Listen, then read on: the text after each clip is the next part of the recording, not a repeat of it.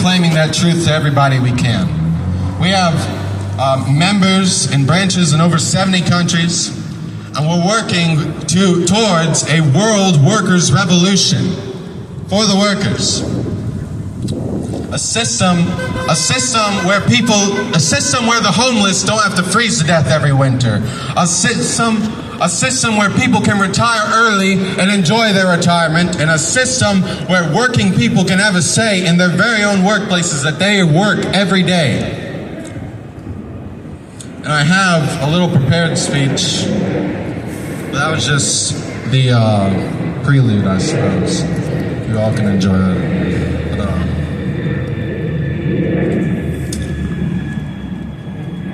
But you know, for real, we do need, okay. It is clear that this administration is not only to a certain degree incompetent, but also to a large degree malevolent.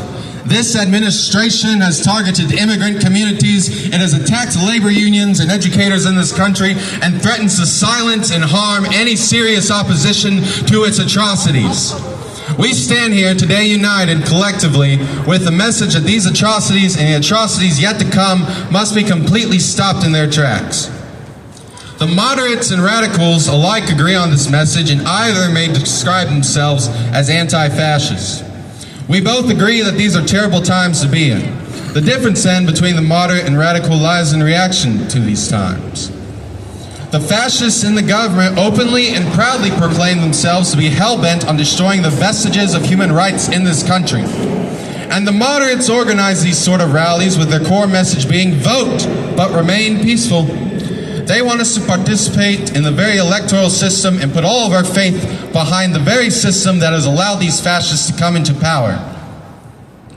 Fascism is not an attack on our system.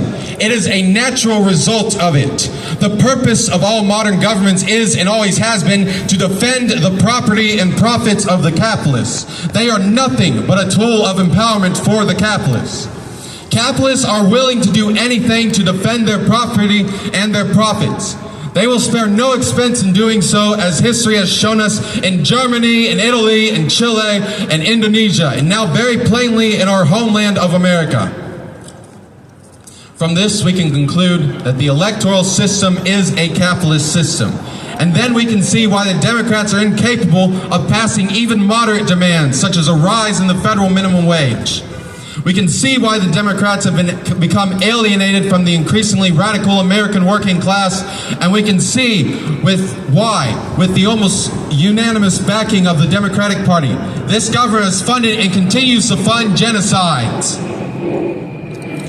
This billionaire system does not work for the working class, it does not work for queer Americans, and it does not work for communities of color.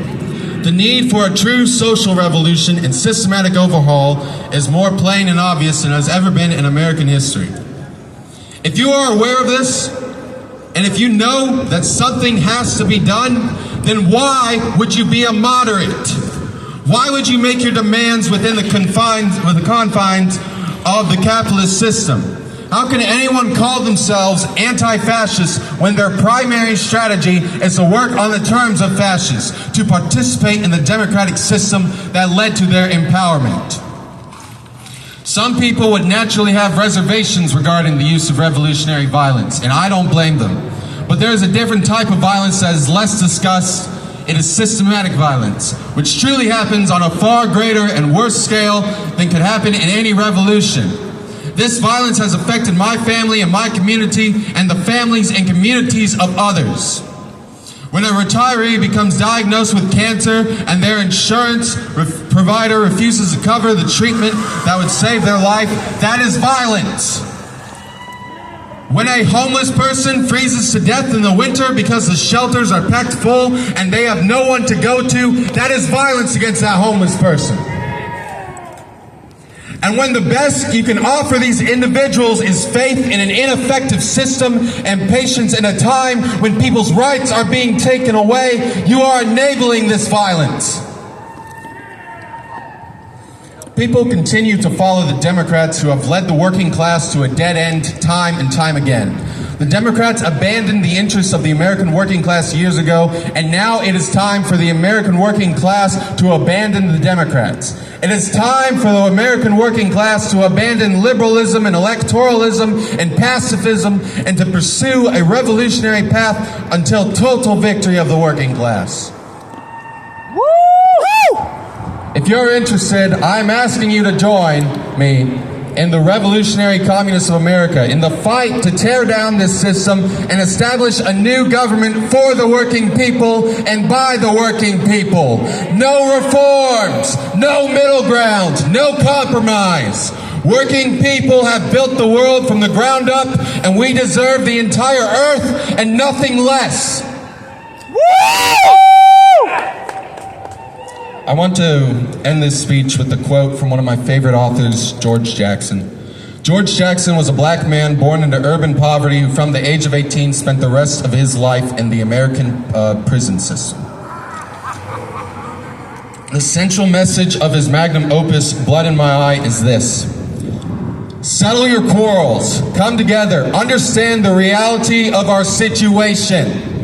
Understand that fascism is already here, that people are already dying who could be saved, that generations more will die or live poor, butchered half-lives if you fail to act. Do what must be done. Discover your humanity and your love in revolution. Pass on the torch. Join us. Give up your life for the people.